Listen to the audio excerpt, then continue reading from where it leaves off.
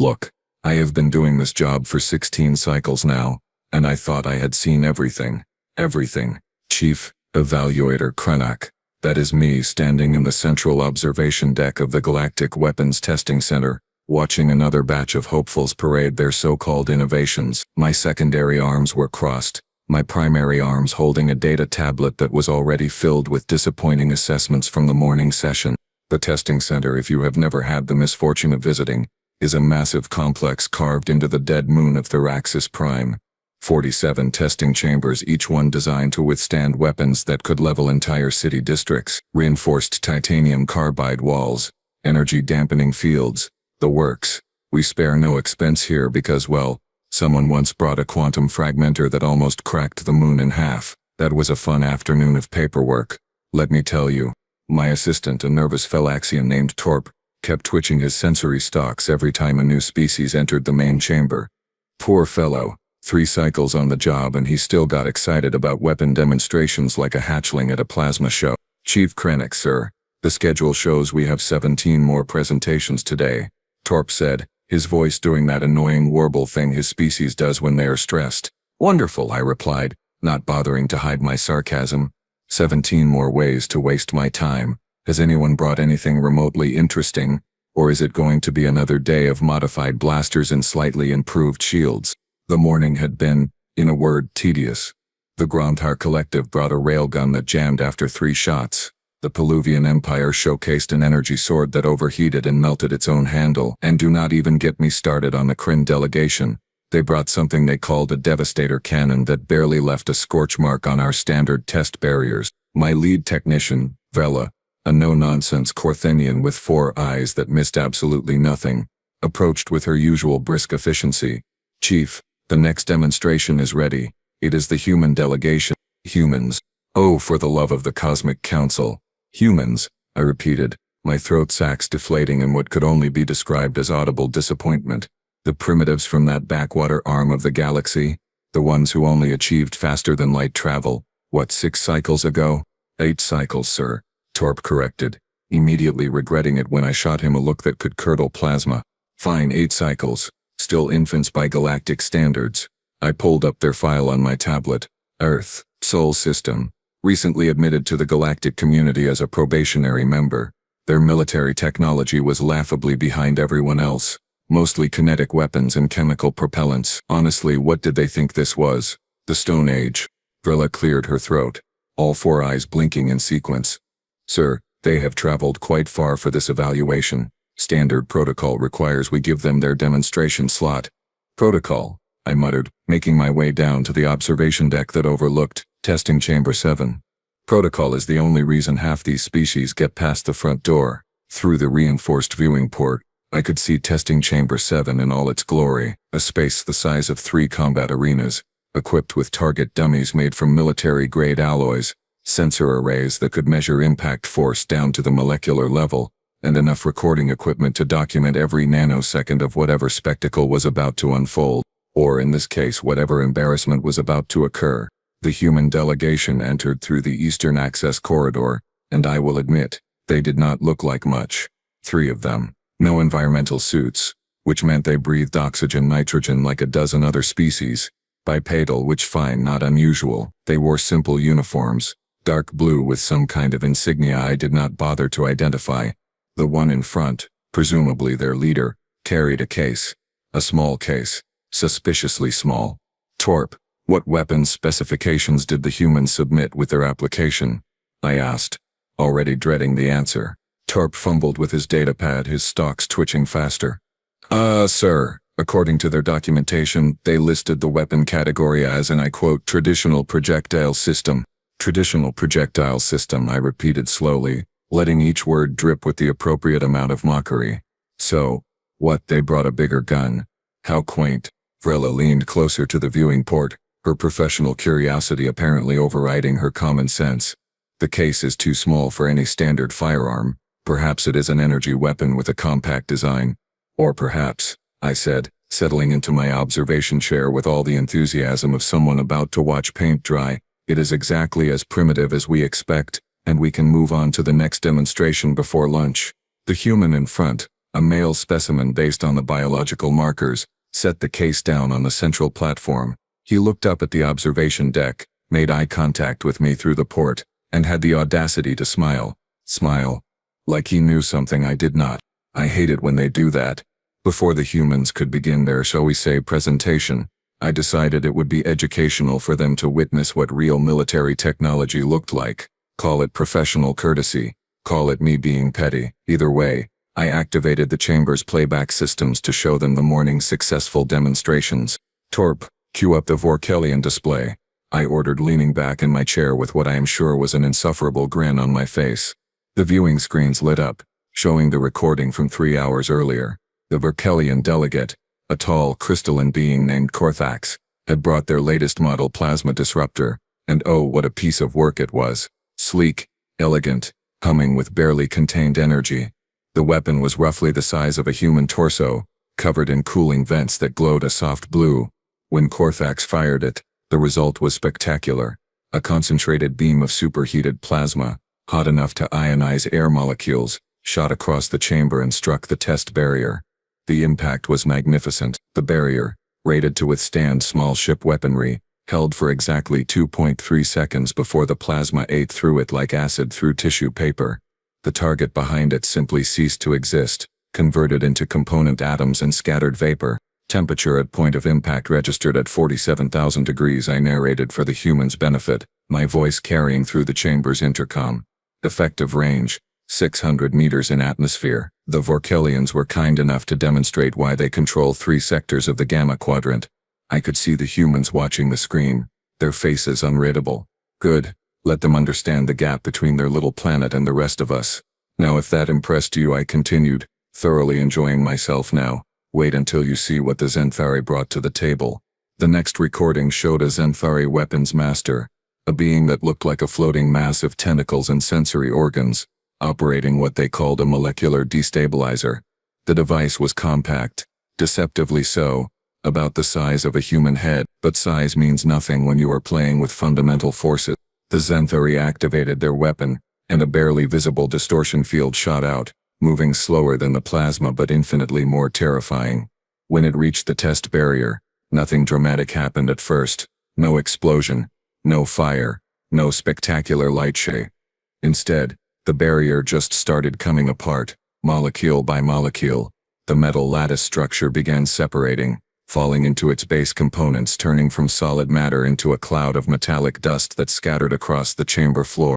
Molecular bonds disrupted at the quantum level, Veller explained, her technical expertise showing through. The target does not explode or melt, it simply stops being a solid object. Takes approximately 15 seconds to completely destabilize a cubic meter of standard military alloy. Torp added, his voice filled with genuine admiration. The Zenthari use these primarily for breaching fortifications. No amount of armor helps when the armor itself forgets how to be armor. I watched the humans absorb this information. The one in front, the one with the case, tilted his head slightly, still smiling, still calm. Either he was incredibly stupid, or, well, no, he was probably just stupid. But wait, I said, unable to resist building up the presentation. We have saved the best for last. Torp, show them the Quarian gravity hammer. This recording was from just before lunch and it remained my favorite of the day. The Quarian delegate, a massive being that stood 3 meters tall and was built like a walking tank, had brought a weapon that looked appropriately intimidating. The gravity hammer was a 2-handed device, essentially a long handle topped with a sphere that contained a miniaturized gravity field generator. When the Quarian swung it at the test target, reality itself seemed to hiccup. The gravity field activated on impact, creating a localized zone of crushing gravitational force, 10 times standard gravity, concentrated into a space the size of a fist. The test barrier crumpled like paper, folding in on itself. The target dummy behind it was flattened into a disc roughly 2 centimeters thick, and the floor beneath, reinforced concrete and metal plating designed to survive orbital bombardment, cracked in a spider web pattern that spread for 6 meters in every direction. Force of impact equivalent to a small meteor strike, I said, watching the humans' reactions carefully. The Quarians have used these to great effect in close quarters combat. There is no shield, no armor, no defensive field that can withstand direct gravitational manipulation of that magnitude. The screens went dark. The demonstrations concluded. I stood up, all four of my arms spreading in a gesture that encompassed the entire facility. So you see, humans, this is the standard you are competing against. Plasma hot enough to vaporize starship hulls, molecular destabilizers that unmake matter itself, gravity weapons that turn physics into a weapon. This is what earns a species respect in the galactic community. This is what grants you a seat at the military council. This is what keeps your world safe. I paused, letting the weight of those words sink in. The testing center does not hand out approvals lightly. We have standards. We have expectations. And quite frankly, based on your species' technological profile, I am not certain what you could possibly offer that would impress us. Through the viewing port I could see the human still standing next to his case, still wearing that infuriating smile. He looked up at me, nodded once, and then spoke into his communication device. Marcus Webb to observation deck. His voice came through clear on our speakers. Permission to begin demonstration? His accent was odd, the galactic standard translation making his words sound clipped and efficient. Marcus Webb. I made a mental note of the name, mostly so I could properly file the rejection paperwork later. Permission granted, I replied, settling back into my chair. Try not to damage yourself with whatever antique you brought. Medical facilities are expensive to operate, and I would hate to waste resources. Vrella shot me a look that suggested I was being unnecessarily harsh. Torp's stocks drooped in second-hand embarrassment. But honestly, after watching 3 demonstrations of actual weapons technology, I was not in the mood to coddle a species that still used chemical rockets. Marcus Webb nodded, knelt down and opened his case. And that is when my day went from tedious to absolutely catastrophically unforgettable. The case opened with a soft click that somehow echoed through the entire testing chamber. Marcus Webb reached inside with both hands and I leaned forward despite myself, curiosity temporarily overriding my skepticism. What revolutionary human technology was about to be revealed? What innovative design would challenge our preconceptions? He pulled out a slingshot. I am not joking. A slingshot. 2 pieces of curved wood, maybe 30 centimeters long each, joined at the base to form a Y shape. Stretched between the upper forks was an elastic band, some kind of rubber material, with a small leather pouch in the center for holding projectiles. For exactly 4 seconds nobody in the observation deck made a sound. We just stared, all of us. Torp's sensory stalks went completely rigid. Vrella's 4 eyes blinked in rapid succession, like her brain was refusing to process what she was seeing. And me, I felt my throat sacs inflate and deflate 3 times before I could form words. Is that, I began slowly, carefully, is that a stick with a rubber band? Marcus Webb held up the slingshot, examining it with the kind of reverence you would expect someone to show a master-crafted plasma rifle. This is a slingshot, Chief Evaluator Krennic. Traditional Earth design, been around for roughly 3,000 years give or take. Wood from an oak tree. Natural latex rubber for the bands. Leather pouch from cowhide. 3,000 years. 3,000 years. Torp, I said, my voice dangerously calm. Did the humans submit the correct documentation? Because surely there has been some mistake. Surely this is not the weapon they intend to demonstrate. Torp frantically scrolled through his datapad, his translator device struggling to keep up with how fast he was speaking. Sir, the documentation says, traditional projectile system, and, technically, sir, this does qualify as a traditional projectile system. Technically, I repeated, standing up so fast my chair scraped against the floor. Technically, you know what else is technically a projectile system? Throwing rocks. Should we give the humans points for knowing how to throw rocks? Through the intercom I heard Marcus Webb chuckle. Actually chuckle. The audacity of this primitive was reaching levels I did not think possible. Chief Krennic, Marcus said, his tone polite but with an undercurrent of amusement that made my primary hands clench into fists. I understand your skepticism. Really. I do. This does not look like much compared to the impressive demonstrations you showed us. The Vorkelian plasma disruptor was beautiful work, truly. And that molecular destabilizer, fascinating application of quantum mechanics. But I would like the opportunity to demonstrate what this, as you called it, stick with a rubber band can do. Vrella moved closer to the viewing port, her professional interest apparently overcoming her disbelief. Chief, the protocols do state that every registered participant receives their full demonstration time. It would be against regulations to deny them. Regulations, I muttered, pinching the bridge of my nasal ridge with my secondary hands. Fine, Mr. Webb, you have exactly 5 minutes to demonstrate your ancient child's toy before I personally escort you back to your ship and recommend your species wait another 100 cycles before applying again.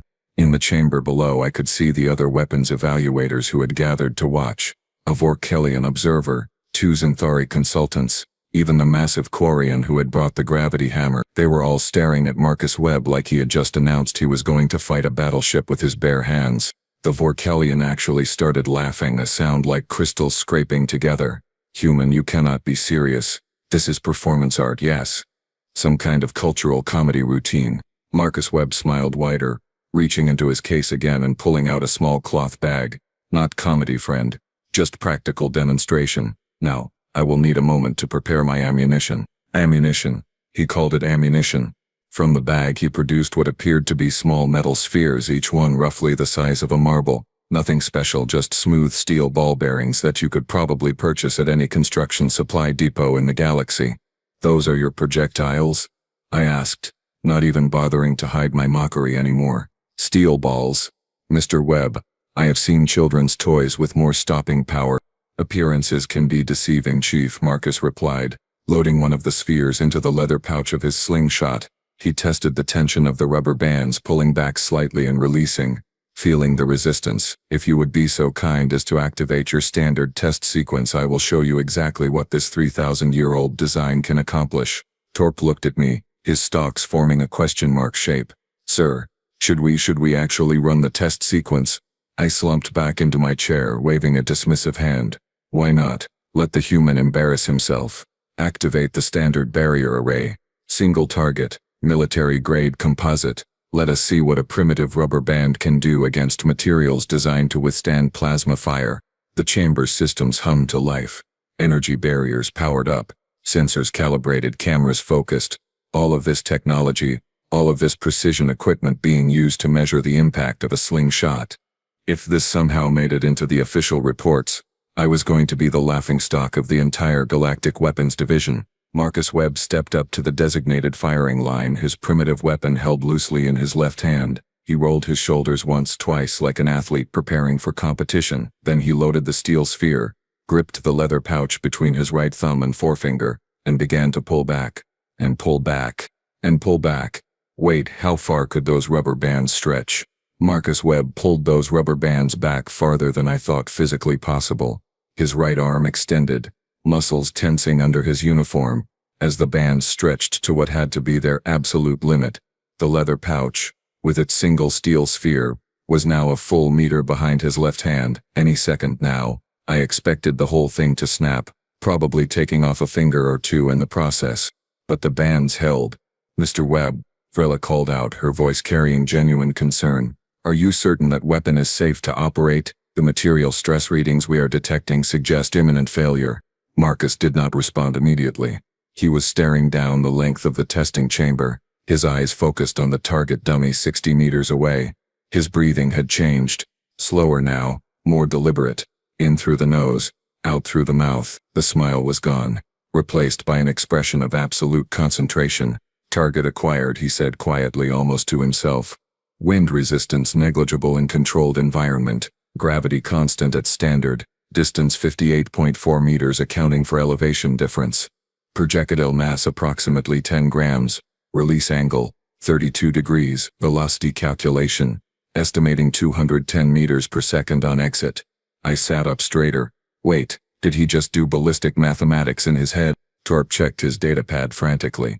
Sir, our sensors confirm his distance estimate is accurate to within 0.2 meters. How did he measure that by eye? Humans have been using slingshots for 3 millennia, Vrilla murmured, all 4 eyes locked on Marcus Webb. That is 3,000 years of refinement. 3,000 years of practice. 3,000 years of understanding projectile physics before they even had the mathematics to explain it. Marcus made a minute adjustment to his stance, shifting his back foot 2 centimeters to the left. His breathing stopped entirely, held on an exhale. Everything in the chamber seemed to pause with him. Even the Vorkelian observer had stopped laughing. Then Marcus released. The sound was not what I expected, not a soft twang or gentle snap. The rubber bands released their stored energy with a sharp crack that echoed through the chamber like a gunshot. The steel sphere launched forward, and for just a fraction of a second, I actually saw it, a blur, a distortion in the air, moving faster than anything that small and primitive had any right to move. Our sensors went absolutely insane. Velocity reading 217 meters per second, Torp shouted, his voice cracking with disbelief. That is faster than most chemical propellant pistols. Impact in 3, 2, 1. Vrella counted down.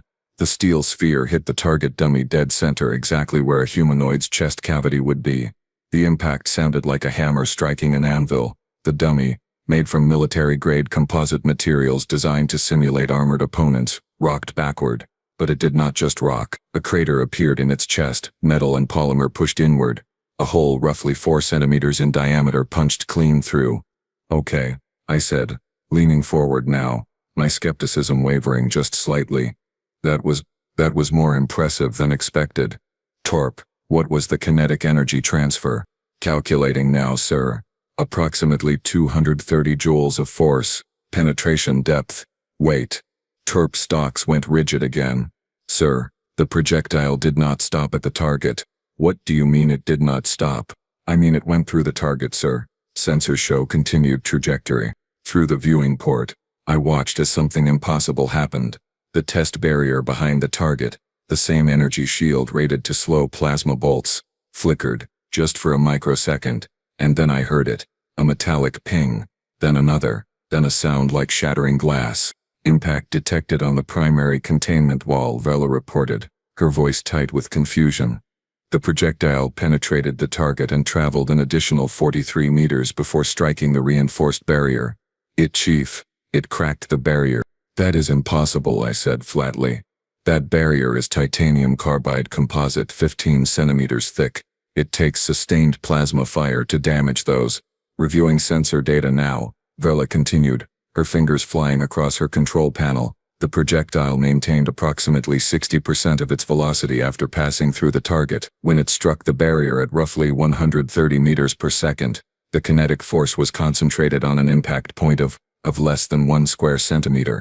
I felt my throat sacs deflate slowly as the implications hit me. Small impact point, high velocity. All the force concentrated. Precisely, sir. The pressure per square centimeter exceeded the material's shear strength threshold. But that is not, sir, you need to see this. Vrella pulled up the high-speed camera footage on the main display. Frame by frame we watched the steel sphere's journey. It struck the target dummy, deformed slightly from the impact but maintained structural integrity. Punched through the composite armor, exited the back traveling at a reduced but still substantial velocity. Passed through the energy barrier which barely registered its presence because energy shields are designed for energy weapons, not solid projectiles. Hit the primary wall and created a fracture pattern. But the footage continued. Is that, I began, my voice barely above a whisper. Is that sphere still moving? The projectile had ricocheted off the primary wall at an angle, tumbling now but still carrying momentum. It struck a secondary barrier support strut, sheared off a chunk of metal, bounced again, hit the floor and cratered the reinforced plating, bounced, struck a third barrier, this one designed to contain explosive blasts, and punched a hole clean through. Finally, after traveling a total distance of over 90 meters and passing through 4 separate defensive barriers, the steel sphere embedded itself in the far wall of the testing chamber. The chamber went silent, completely, utterly silent. Torp, I said very slowly, very carefully, please tell me our sensors recorded all of that. Every millisecond, sir, multiple angles. High-speed capture at 10,000 frames per second. It is all documented. I looked down at Marcus Webb, who was calmly inspecting his slingshot for any damage to the rubber bands. He glanced up at the observation deck, and that smile was back. That knowing, infuriating smile. The slingshot is undamaged and ready for follow-up demonstrations if needed. Marcus called out. Standard repetition rate is approximately 1 shot every 5 seconds with a skilled operator. Ammunition is cheap, universally available, and the weapon requires 0 power source, produces no heat signature, no energy emissions, and no electronic trace. Effective range in atmosphere is roughly 200 meters for a trained user. Oh, and it is completely silent until impact. Vrella was frantically running calculations on her terminal. Chief, if I am reading this correctly, The cost-to-damage ratio of this weapon is absurd. Those steel spheres probably cost less than 1 credit each. The slingshot itself may be 20 credits for materials, and it just caused over 50,000 credits in damage to our testing facility. The Vorkelian observer had moved closer to the viewing port, his crystalline face pressed against the glass. But how? How does a primitive weapon outperform modern technology? This defies logic. It does not defy logic. I muttered, my mind racing through the implications. It ignores our logic. Plasma weapons. We designed shields for plasma. Molecular destabilizers. We developed countermeasures. Gravity hammers. We built reinforced structures. But who in their right mind designs military barriers to stop small rocks traveling at high velocity? Marcus Webb reached into his ammunition bag and held up another steel sphere. Gentlemen, if you would like, I brought 75 more of these. I can demonstrate penetration capability against various barrier types, accuracy testing at different ranges, rapid-fire capability, whatever data you need for your evaluation. I slumped back in my chair, all 4 of my arms hanging limply at my sides. In 16 cycles of evaluating weapons, I had never, not once, seen anything like this. A 3,000-year-old design, elastic and wood and leather, and it had just outperformed half the advanced technology in the galaxy in terms of pure, brutal efficiency. Mr. Webb, I said finally, my voice carrying none of the mockery from before, I believe we have seen enough. Terp, begin the documentation process. Vrella, I want a full analysis of that projectile's performance characteristics, and someone get a repair team down to Chamber 7 before that wall collapses completely. Marcus Webb nodded, carefully placing his slingshot back in its case. Shall I wait here for the evaluation results, Chief Krennic? I looked at him, really looked at him, seeing not a primitive from a backwater world but a representative of a species that had spent 3,000 years perfecting the art of throwing things at other things really, really hard. Mr. Webb, I said, I think we need to have a very different conversation than the one I was planning. The next hour descended into controlled chaos, and when I say controlled, I am being extremely generous with that term.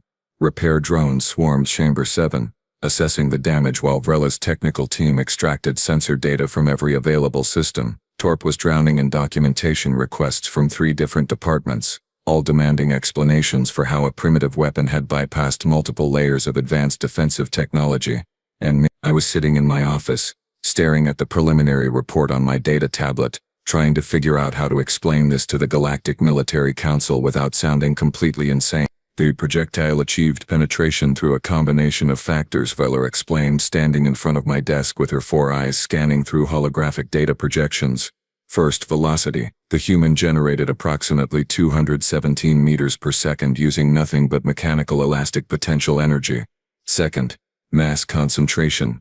The steel sphere's density and small surface area created extraordinary pressure per square centimeter. Third, and this is critical, Chief, our defensive systems are not calibrated for solid kinetic projectiles at these velocities. I rubbed my nasal ridge with both primary hands.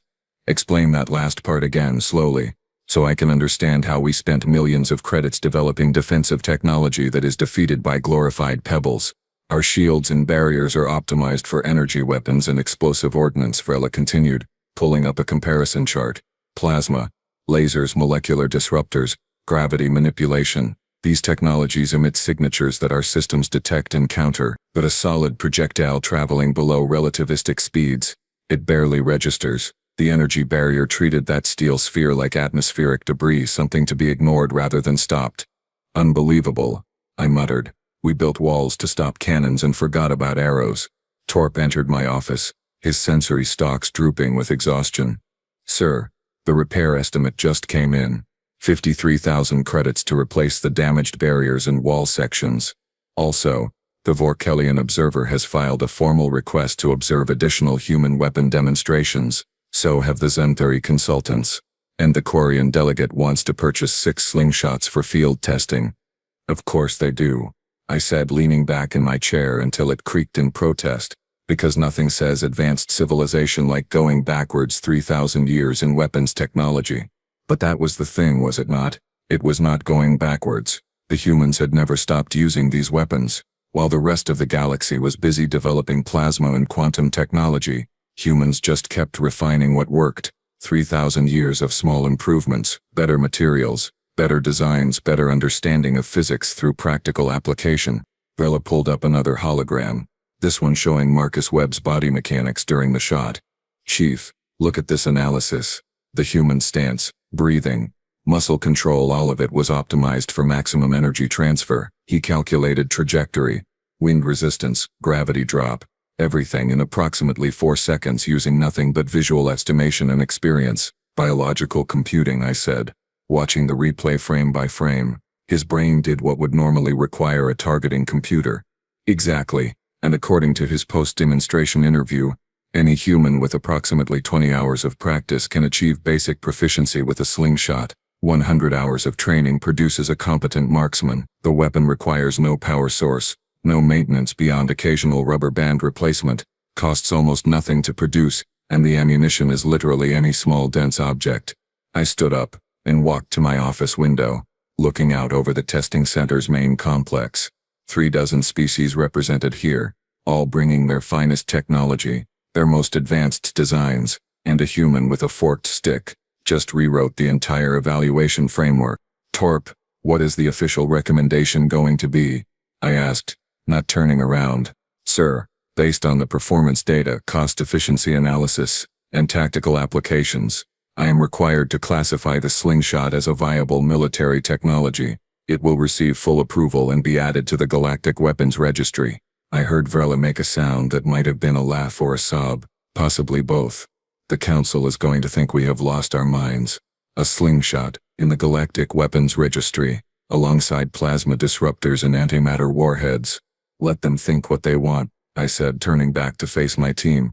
The data does not lie. That human demonstrated superior cost-to-effectiveness ratios, logistical simplicity, and tactical versatility that most advanced weapons cannot match. And you know what the truly terrifying part is? What, sir? Torp asked. This is one of their primitive weapons. Their ancient technology. If humans can do this much damage with elastic bands and wooden sticks, what are they going to accomplish when they fully integrate with galactic technology? When they start applying this level of creative problem-solving to plasma weapons, to molecular science, to quantum engineering? The office went quiet, really quiet, because we were all thinking the same thing. Humans had joined the galactic community 8 cycles ago as the new species, the inexperienced primitives who barely qualified for probationary membership. Everyone had dismissed them as harmless, backwards cute even. But humans had survived on a death world, Earth, where everything was trying to kill them. They had developed weapons not because they wanted to conquer, but because they needed to survive. And 3,000 years of throwing rocks at predators, at enemies, at targets, had taught them something the rest of the galaxy had forgotten. Simple works, efficient works, cheap and reliable beats expensive and complex almost every single time. Vrela, Torp, I said, pulling up the final report template on my tablet. We are going to write this evaluation very, very carefully. We are going to document every measurement, every calculation, every piece of data, because when the Council reads this, when every species in the galaxy learns that humans just earned weapons approval with a slingshot, there is going to be a fundamental shift in how we approach military technology. I started typing, choosing each word with deliberate precision. The report would be thorough, professional, and absolutely damning to our previous assumptions about technological superiority. And one more thing, I added, looking at both of them seriously. From this moment forward, we do not under any circumstances underestimate humans again. Today it was a slingshot. Tomorrow it might be something that makes our most advanced weapons look like children's toys. These people spent 3,000 years perfecting the art of making things that are simple, deadly, and impossible to defend against. Torp's stalks perked up slightly. Should we add a note in the report recommending increased monitoring of human weapons development? Monitoring. I let out a laugh that held no humor. Torp, we should be recommending that every species in the galactic community either allies with humanity or starts praying they never become enemies, because I just watched a human destroy 50,000 credits of military-grade barriers with a weapon that cost less than my lunch. I submitted the report, watching as it uploaded to the Council's secure servers. Somewhere in the complex below, Marcus Webb was probably packing up his primitive slingshot, completely unaware that he had just changed galactic military doctrine forever. Or maybe he knew exactly what he had done. That smile, that calm confidence, the way he had calculated everything in his head. Humans did not stumble into the galactic community by accident. They had been preparing, learning, adapting. and we had all been too arrogant to notice. "Gentlemen," I said, shutting down my tablet and heading for the door, "I need a very strong drink, possibly several. Then I need to start reviewing every other human technology demonstration request we have in the queue, because if their ancient weapons are this effective, I am genuinely terrified to see what they consider modern." Behind me I heard Vrella muttering to herself, still running calculations. 3,000 years of refinement, 3,000 years. We spent centuries developing plasma technology and they just kept making better slingshots. As I walked through the corridors of the testing center, I passed dozens of species, all of them chattering excitedly about the human demonstration. Word had spread fast. By tomorrow, every weapons evaluator in the galaxy would know the story. The primitive species from Earth, the backwater humans, the probationary members who showed up with a stick and some rubber, and changed everything. I reached the facility's main exit and paused, looking up at the stars through the massive viewing dome. Somewhere out there was Earth, that little blue world in an unremarkable system. 8 cycles ago we had welcomed them into the galactic community with polite condescension, sure that they would take centuries to catch up to our level. Now I was wondering if we were the ones who needed to catch up to them. "Chief Krennic," a voice called behind me. I turned to see Marcus Webb carrying his case, flanked by his 2 fellow humans. "Thank you for the fair evaluation. We appreciate the opportunity." "Mr. Webb," I replied, nodding slowly. "Something tells me this is just the beginning. Your species has a talent for surprises." He smiled again. That knowing expression that I was beginning to understand meant humans were several steps ahead of wherever you thought they were. "Chief," Marcus said, "we have been surprising each other for 3,000 years. We have gotten pretty good at it." He walked past me toward the docking bay where their ship waited. I watched him go, that small case containing humanity's message to the galaxy swinging casually at his side. Never underestimate the humans. Never assume primitive means ineffective. And never ever forget that sometimes the oldest solutions are the best ones. I made a mental note to update my personal files with a new entry. Species, human, threat level, recalculate everything. Because if a slingshot could do this much damage, I did not want to be around when humans decided to get creative with serious weapons. The galaxy had just learned a very expensive lesson, and I had the repair bill to prove it.